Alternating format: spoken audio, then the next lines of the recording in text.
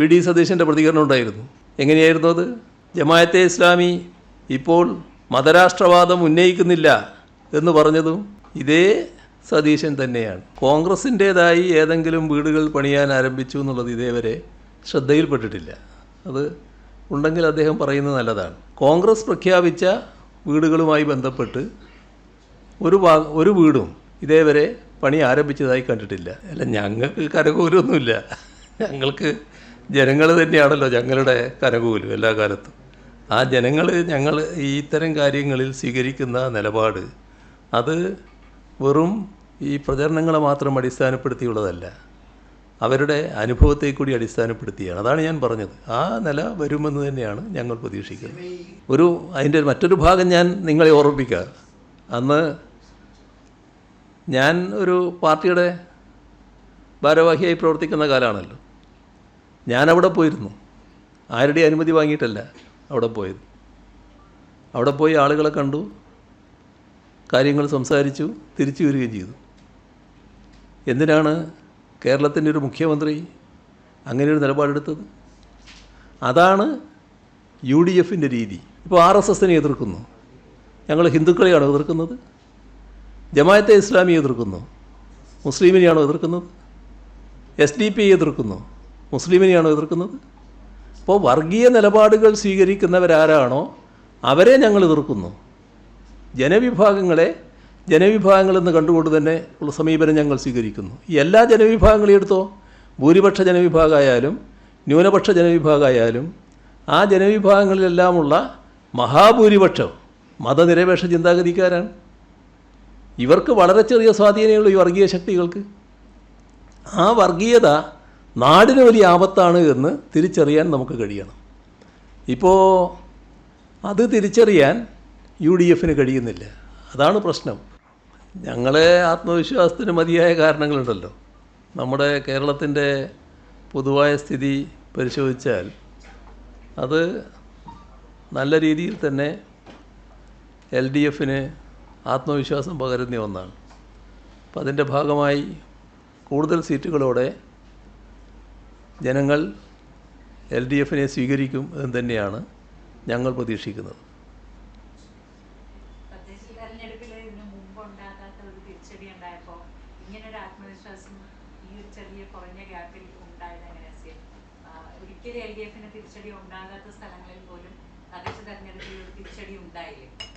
തദ്ദേശ സ്വയംഭരണ തെരഞ്ഞെടുപ്പിലുമായി ബന്ധപ്പെട്ട് അതിൻ്റേതായ പ്രശ്നങ്ങളുണ്ട്. ആ പ്രശ്നങ്ങൾ വിശദമായി പരിശോധിച്ച് നോക്കിയാൽ അത് പ്രത്യേകമായ അവസ്ഥയാണെന്ന് കാണാൻ കഴിയും. നിയമസഭാ തെരഞ്ഞെടുപ്പ് കേരളത്തിൻ്റെ പൊതുവായ കാര്യങ്ങൾ എങ്ങനെ വേണമെന്ന് തീരുമാനിക്കാനുള്ളതാണ്.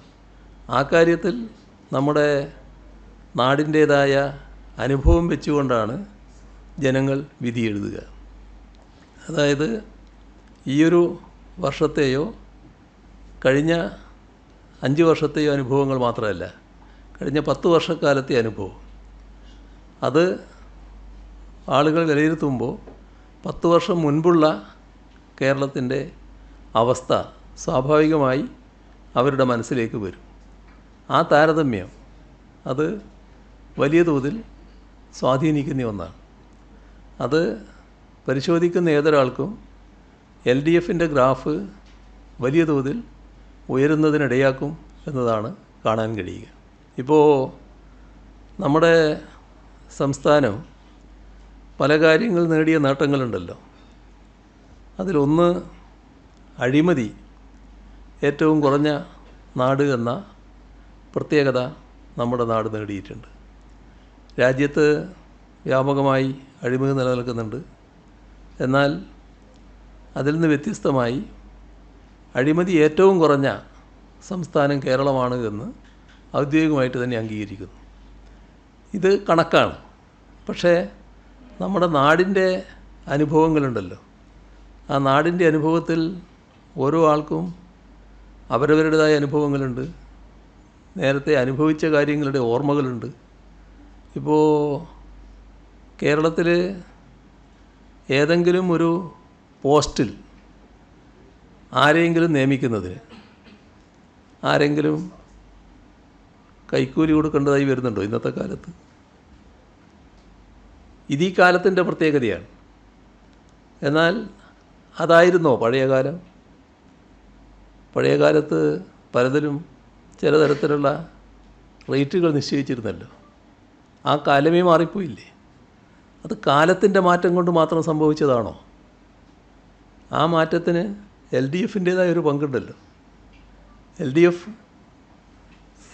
സ്വീകരിച്ച നയസമീപനത്തിൻ്റെ ഭാഗമായിട്ടല്ലേ അങ്ങനൊരു കാര്യം വന്നിട്ടുള്ളത്. ഇതുപോലുള്ള ഒട്ടേറെ അനുഭവങ്ങൾ നാടിൻ്റെ മുന്നിലുള്ളതാണ്.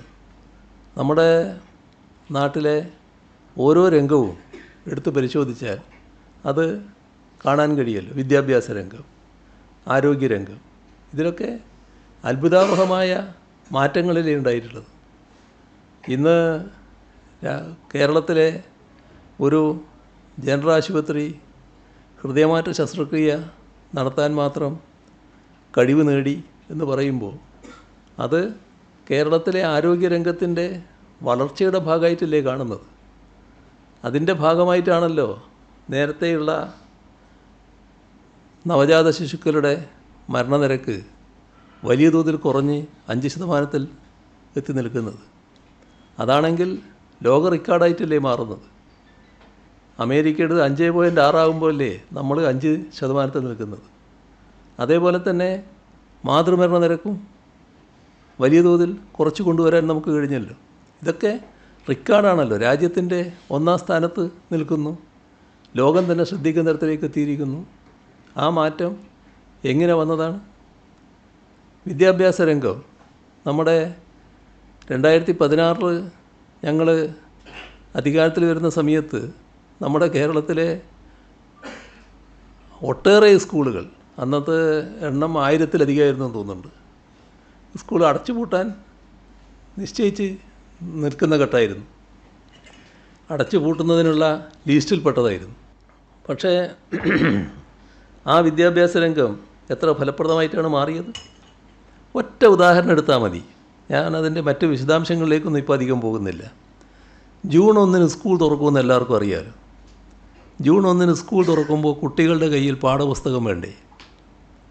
2016 മുൻപുള്ള അവസ്ഥ നിങ്ങളൊന്ന് ഓർത്ത് നോക്ക്. നിങ്ങൾക്കെല്ലാവർക്കും കുറച്ച് പ്രായമുണ്ടല്ലോ. 2016 ശേഷം മാത്രം വന്നവരെല്ലാവരും. അന്ന് പുസ്തകം ഇല്ലാതെ ഫോട്ടോസ്റ്റേറ്റ് എടുത്ത് അധ്യാപകർക്ക് കൊടുക്കേണ്ടി വന്നില്ലേ കുട്ടികൾക്ക്? എന്തിൻ്റെ കുറവാത്? ഏതിൻ്റെ ഭാഗമാണത്? അപ്പം കൃത്യമായൊരു പ്ലാനിങ് ഇല്ലാത്തതിൻ്റെ ഭാഗമായിട്ടല്ലേ? ആ രംഗത്തെ അവഗണിച്ചതിൻ്റെ ഭാഗമായിട്ടല്ലേ? എന്നാൽ അതിനുശേഷമുള്ള സ്ഥിതി എന്താണ്? ഇപ്പോൾ നേരത്തെ തന്നെ പുസ്തകങ്ങൾ കുട്ടികളുടെ കയ്യിൽ കിട്ടുകയല്ലേ? ഇതൊക്കെ ചെറിയ ചെറിയ കാര്യങ്ങളാണ്. അപ്പോൾ ഇങ്ങനെയുള്ള ആളുകളുടെ അനുഭവത്തിലുള്ള ഒട്ടേറെ മാറ്റങ്ങൾ, ആ മാറ്റങ്ങളുടെ ഭാഗമായിട്ടാണ് സംസ്ഥാനം എങ്ങനെ പോകണം എന്ന് ജനങ്ങൾ തീരുമാനിക്കുക. അതാണ് ഞങ്ങൾക്ക് നൽകുന്ന ശുഭപ്രതീക്ഷ.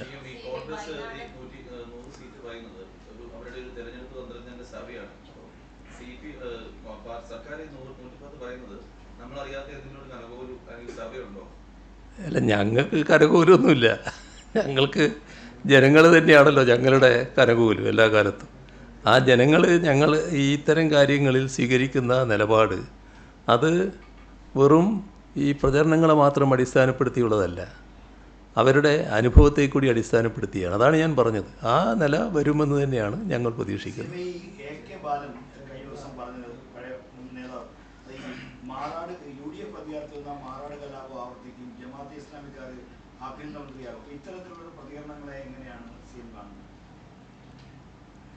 അതായത് ഇവിടെ നമ്മൾ ശ്രദ്ധിക്കേണ്ട കാര്യം, ഇന്നത്തെ കേരളം നമ്മുടെ രാജ്യത്തിന് മുന്നിലൊരു മാതൃകയാണ്. അതായത് വർഗീയ സംഘർഷങ്ങളില്ല, വർഗീയ കലാപങ്ങളില്ല. എന്നാൽ അതിൽ നിന്ന് വ്യത്യസ്തമായ ചിത്രം കേരളത്തിലുണ്ടായിരുന്നു. അതാണ്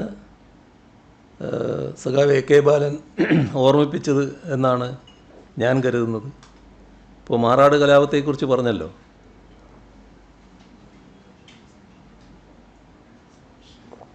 അതിനിഷ്ഠുരമായ ഒരു കലാപമായിരുന്നല്ലോ അത്. ആ കലാപം നടന്നതിന് ശേഷം ആ പ്രദേശത്ത് സാധാരണഗതിയിൽ നമ്മളെല്ലാവരും സന്ദർശിക്കുമല്ലോ. അന്നത്തെ മുഖ്യമന്ത്രി അവിടെ സന്ദർശിക്കാൻ പോവുകയാണ്. അപ്പോൾ ഒരു സംഘം, അത് RSS ആണ്, അവർ നിബന്ധന വെക്കുന്നു,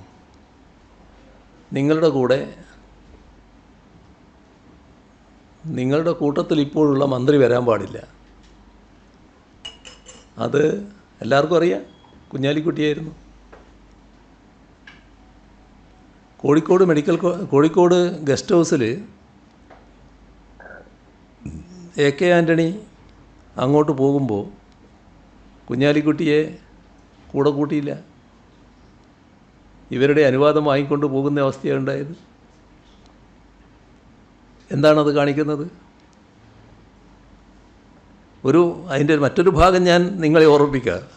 അന്ന് ഞാൻ ഒരു പാർട്ടിയുടെ ഭാരവാഹിയായി പ്രവർത്തിക്കുന്ന കാലമാണല്ലോ. ഞാനവിടെ പോയിരുന്നു. ആരുടെ അനുമതി വാങ്ങിയിട്ടല്ല അവിടെ പോയത്. അവിടെ പോയി ആളുകളെ കണ്ടു, കാര്യങ്ങൾ സംസാരിച്ചു, തിരിച്ചു വരികയും ചെയ്തു. എന്തിനാണ് കേരളത്തിൻ്റെ ഒരു മുഖ്യമന്ത്രി അങ്ങനെയൊരു നിലപാടെടുത്തത്?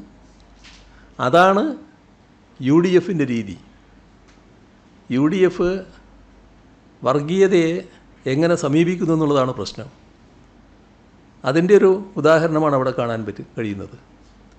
UDFൻ്റെ നിലപാടുകളുടെ ഭാഗമായാണ് വർഗീയ പ്രശ്നങ്ങൾ ആളിക്കത്തുന്ന നിലയുണ്ടായത്, വർഗീയ സംഘർഷങ്ങൾ വ്യാപിച്ചത്. വർഗീയ സംഘർഷങ്ങളെ നേരിടുന്നതിൽ കൃത്യതയാർന്ന നിലപാട് അന്ന് UDFന് സ്വീകരിക്കാൻ കഴിഞ്ഞിരുന്നില്ല. അതേ വർഗീയ ശക്തികൾ നമ്മുടെ കേരളം വിട്ടുപോയിട്ടൊന്നുമില്ല കേട്ടോ, കേരളത്തിൽ ഇപ്പോഴും ഉണ്ട്. പക്ഷേ അവർക്ക് അഴിഞ്ഞാടാൻ കഴിയുന്നില്ല. അവർ തലപൊക്കാനുള്ളൊരു ശ്രമം നടത്തിയാൽ, അതിൻ്റേതായ നീക്കങ്ങൾ ഉണ്ടായാൽ, കർക്കശമായ നടപടികളിലൂടെ നേരിടുന്നതാണ് ഇന്നത്തെ സർക്കാർ രീതി. അതാണ് LDFും UDFും തമ്മിലുള്ള വ്യത്യാസം. വർഗീയതയോട് വിട്ടുവീഴ്ചയില്ലാത്ത സമീപനമാണ്. ഏത് വർഗീയത എന്ന പ്രശ്നമേ ഇല്ല. ഏത് വർഗീയതയായാലും നാടിനാപത്താണ് എന്ന നിലയാണ് പൊതുവെ സ്വീകരിച്ചു പോകുന്നത്.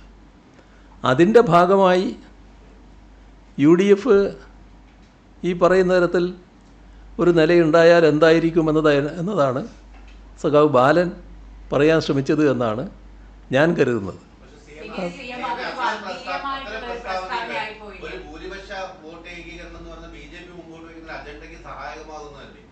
കേരളത്തിൻ്റെ അനുഭവം ചൂണ്ടിക്കാണിക്കുന്നത് എങ്ങനെയാണ് ഭൂരിപക്ഷ വോട്ട് കേന്ദ്രീകരിക്കലാവുക? അത് ഒരു ന്യൂനപക്ഷ വർഗീയതയുടെ ഭാഗമായി നിലകൊള്ളുന്ന ജമാഅത്തെ ഇസ്ലാമിയുടെ പ്രചരണ രീതിയാണ്. ആ പ്രചരണത്തിലൂടെ അവരുദ്ദേശിക്കുന്നത് ഞങ്ങൾക്കെതിരെ എന്തെങ്കിലും പറഞ്ഞാൽ അത് ഭൂരിപക്ഷ വർഗീയതയുടെ പ്രകടനമാണ് എന്ന് സ്ഥാപിക്കലാണ്. ഞങ്ങളങ്ങനെ കാണുന്നില്ല. ഞങ്ങൾ ഏത് വർഗീയതയെ പറയുമ്പോഴും ആ വർഗീയതയാണ് എതിർക്കുന്നത്, ഒരു ജനവിഭാഗത്തെയല്ല. ഇപ്പോൾ RSSനെ എതിർക്കുന്നു, ഞങ്ങൾ ഹിന്ദുക്കളെയാണോ എതിർക്കുന്നത്? ജമാഅത്തെ ഇസ്ലാമി എതിർക്കുന്നു, മുസ്ലിമിനെയാണോ എതിർക്കുന്നത്? SDP എതിർക്കുന്നു, മുസ്ലിമിനെയാണോ എതിർക്കുന്നത്? അപ്പോൾ വർഗീയ നിലപാടുകൾ സ്വീകരിക്കുന്നവരാരാണോ അവരെ ഞങ്ങൾ എതിർക്കുന്നു. ജനവിഭാഗങ്ങളെന്ന് കണ്ടുകൊണ്ട് തന്നെ ഉള്ള സമീപനം ഞങ്ങൾ സ്വീകരിക്കുന്നു. എല്ലാ ജനവിഭാഗങ്ങളെയും എടുത്തോ, ഭൂരിപക്ഷ ജനവിഭാഗമായാലും ന്യൂനപക്ഷ ജനവിഭാഗമായാലും ആ ജനവിഭാഗങ്ങളിലെല്ലാമുള്ള മഹാഭൂരിപക്ഷം മതനിരപേക്ഷ ചിന്താഗതിക്കാരാണ്. ഇവർക്ക് വളരെ ചെറിയ സ്വാധീനമുള്ള ഈ വർഗീയ ശക്തികൾക്ക്. ആ വർഗീയത നാടിന് വലിയ ആപത്താണ് എന്ന് തിരിച്ചറിയാൻ നമുക്ക് കഴിയണം. ഇപ്പോൾ അത് തിരിച്ചറിയാൻ UDFന് കഴിയുന്നില്ല. അതാണ് പ്രശ്നം.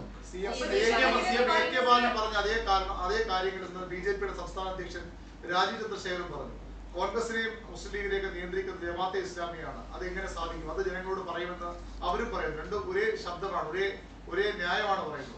രാജീവ് ചന്ദ്രശേഖർ പറയുന്നതും ഞങ്ങൾ പറയുന്നതും ഒരേ ശബ്ദമല്ല. ഞങ്ങൾ പറയുന്നത് തീർച്ചയായും കേരളത്തിലെ മതനിരപേക്ഷത ശക്തിപ്പെടുത്താനാണ്. മതനിരപേക്ഷത ശക്തിപ്പെടുത്തുന്ന കാര്യത്തിൽ ഒരു ഘട്ടത്തിലും BJPക്കോ രാജീവ് ചന്ദ്രശേഖരനോ താല്പര്യമില്ല എന്നുള്ളത് നമുക്കറിയാം. മതനിരപേക്ഷതയിലൂടെ മാത്രമേ പൊതുവെ വർഗീയതയെ നേരിടാനാവും. ഇവിടെ ഏത് വർഗീയ ശക്തിയും സ്വീകരിക്കുന്ന സമീപനം അത് മറ്റ് മതവിഭാഗങ്ങളെ ശത്രുക്കളായി കണ്ടുകൊണ്ടുള്ളതാണ്. അപരമത വിദ്വേഷം വളർത്താനുള്ള ശ്രമങ്ങൾ വർഗീയ ശക്തികൾ നടത്തുന്നുണ്ട്. അതിനെയെല്ലാം ശരിയായ രീതിയിൽ തുറന്നു കാണിക്കാനും കൃത്യതയാർന്ന നിലപാട് സ്വീകരിച്ചു പോകാനും നമുക്ക് കഴിയേണ്ടതായിട്ടുണ്ട്. നാട്ടിൽ മതനിരപേക്ഷതയും സമാധാനവും പുലരുക എന്നത് ഏറ്റവും പ്രധാനമാണ്. നമ്മുടെ വർഗീയത വെച്ച് രാഷ്ട്രീയ നേട്ടമുണ്ടാക്കാൻ ശ്രമിക്കുന്ന ചിലരെല്ലാം കേരളത്തിലും രാജ്യത്തുമുണ്ട് നമുക്കറിയാലോ. അവരിടയ്ക്കിടെ നിലപാട് മാറ്റാറുണ്ട്. ഞങ്ങൾ ആ ഗണത്തിൽപ്പെട്ടവരല്ല. ഞങ്ങൾക്ക് ഒരേ നിലപാടേ ഉള്ളൂ. ഇപ്പോൾ പഴയ ഒരു കോൺഗ്രസിൻ്റെ സിംല സമ്മേളനമില്ലേ, ആ സമ്മേളനത്തിന് ശേഷം കേരളത്തിൽ തിരിച്ചെത്തിയ അന്നത്തെ മുഖ്യമന്ത്രി AK ആൻ്റണി പറഞ്ഞ കാര്യങ്ങൾ ഇപ്പോഴും ആളുകളുടെ മനസ്സിലുണ്ടാവുമല്ലോ. അത് പറഞ്ഞത് എന്തായിരുന്നു? കേരളത്തിൽ ന്യൂനപക്ഷങ്ങൾ സംഘടിതരാണ് എന്ന് പറഞ്ഞുകൊണ്ട് എന്തെല്ലാം വിദ്വേഷം ജനിപ്പിക്കുന്ന വാക്കുകളാണ് അദ്ദേഹത്തിൻ്റെ ഭാഗത്തുനിന്നുണ്ടായത്. ന്യൂനപക്ഷം സംഘടിത ശക്തി ഉപയോഗിച്ചുകൊണ്ട് ഗവൺമെൻറ്റിൽ നിന്ന് കൂടുതൽ ആനുകൂല്യങ്ങൾ നേടുന്നു.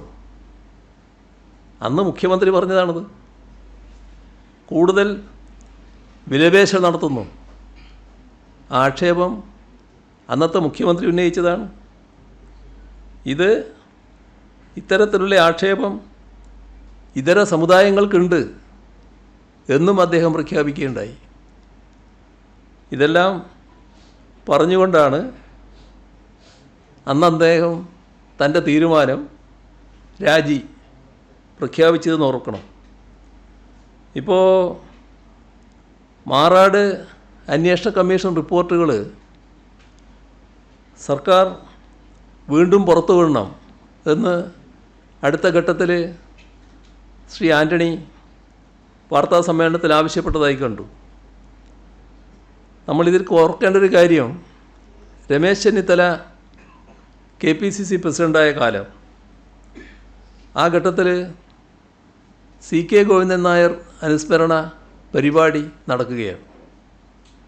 ആ പരിപാടിയിൽ അദ്ദേഹം പ്രസംഗിച്ചത് മലബാറിൽ 2-3 സീറ്റ് മുസ്ലിം ലീഗിന് കൊടുക്കുന്നത് ഭാവിയിൽ മുസ്ലിം ലീഗ് കൂടുതൽ സീറ്റ് ആവശ്യപ്പെടുന്നതിന് വഴിതെളിയിക്കും എന്ന് പറഞ്ഞുകൊണ്ട് അതിനെതിരെ ശക്തമായ നിലപാട് സ്വീകരിച്ച നേതാവാണ് CK ഗോവിന്ദൻ നായർ എന്നായിരുന്നു.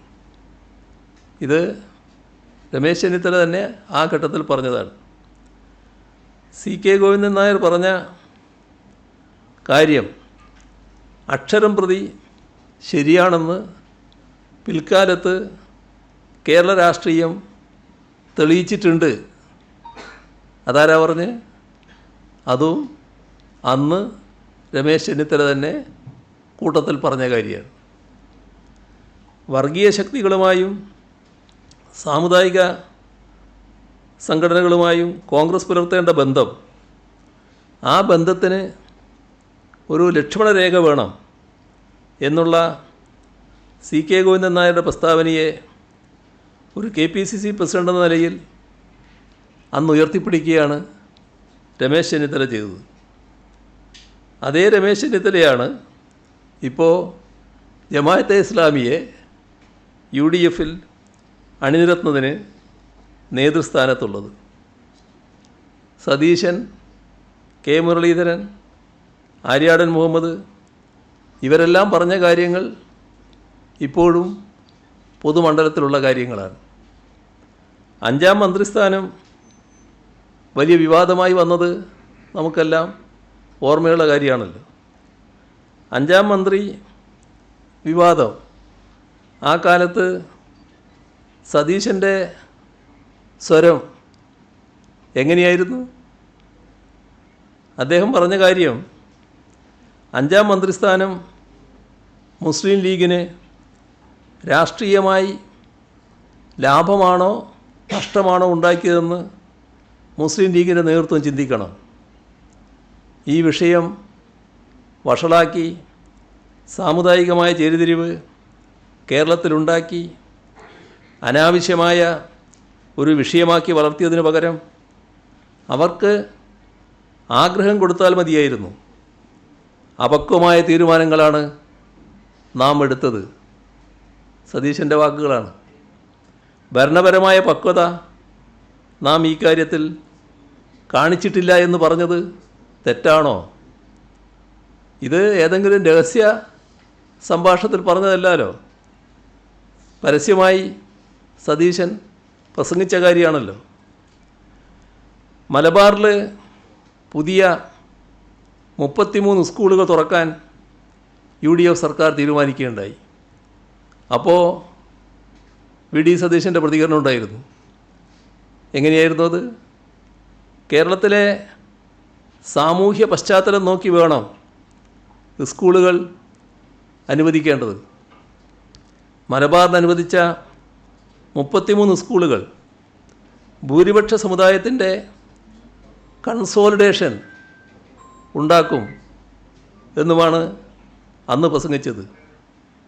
ജമാഅത്തെ ഇസ്ലാമി ഇപ്പോൾ മതരാഷ്ട്രവാദം ഉന്നയിക്കുന്നില്ല എന്ന് പറഞ്ഞതും ഇതേ സതീശൻ തന്നെയാണ്.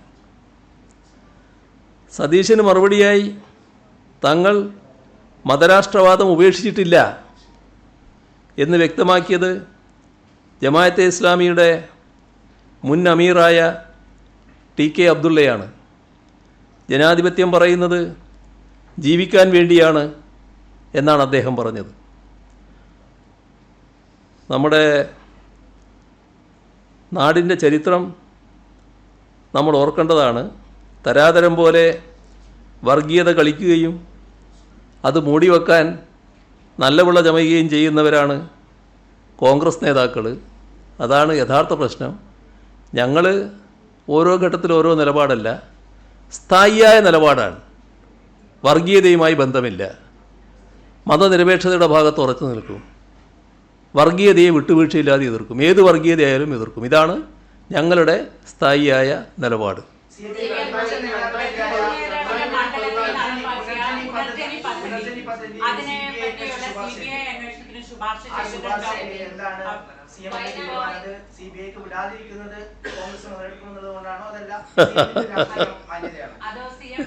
പ്രതിപക്ഷ നേതാവ് പറഞ്ഞത് ഈ CBI അന്വേഷണത്തിന് വിടാൻ സാധ്യതയുണ്ടെന്നുള്ള വാർത്തകൾ വന്നപ്പോൾ ഞാൻ പേടിച്ചു പോയി എന്ന് സർക്കാരിനോടും മുഖ്യമന്ത്രിയോടും പറഞ്ഞേക്ക് എന്നായിരുന്നു അദ്ദേഹത്തിന്റെ പ്രതികരണം. അതിടക്കിടക്ക് പറയുന്നതായിട്ട് കേൾക്കുന്നുണ്ട്. എന്താ എന്താ അതുകൊണ്ട് ഉദ്ദേശിക്കുന്നത്? എന്താ അതെയാ. അപ്പോൾ ഏതായാലും അതിൻ്റെ നിയമപരമായ കാര്യങ്ങൾ പരിശോധിക്കുക എന്നുള്ളത് മാത്രമേ ഉള്ളൂ. ഇപ്പോൾ അതിനെപ്പറ്റിയൊന്നും പ്രത്യേകിച്ച് പറയാനില്ല. നമ്മുടെ സമയം ഏകദേശം കഴിഞ്ഞിരിക്കുകയാണല്ലോ. എല്ലാം വിടുകയോ എന്നുള്ളതല്ല പ്രശ്നം. അതിൻ്റെ നിയമപരമായ പരിശോധനകൾ നടക്കണ്ടേ? ആ പരിശോധനകൾ നടക്കട്ടെ. എന്നിട്ട്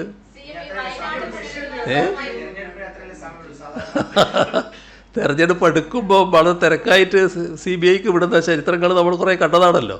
അത് ആ ഒരു ശീലക്കാരല്ലല്ലോ ഞങ്ങൾ. ആവശ്യമായ പരിശോധന നടത്തിയിട്ട് നമുക്ക് തീരുമാനിക്കാം. അതായിരിക്കും.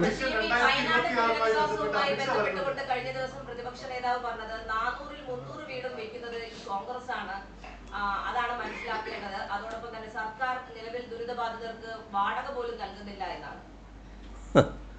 ഇപ്പം ഞാൻ സമയം കഴിഞ്ഞതുകൊണ്ട് ഞാൻ വിശദമായിട്ട് പറയുന്നില്ല. നമുക്ക് ഇനിയും വീണ്ടും പറയാമല്ലോ. പക്ഷേ ഒരു കാര്യം വ്യക്തമാക്കാം. ഇവിടെ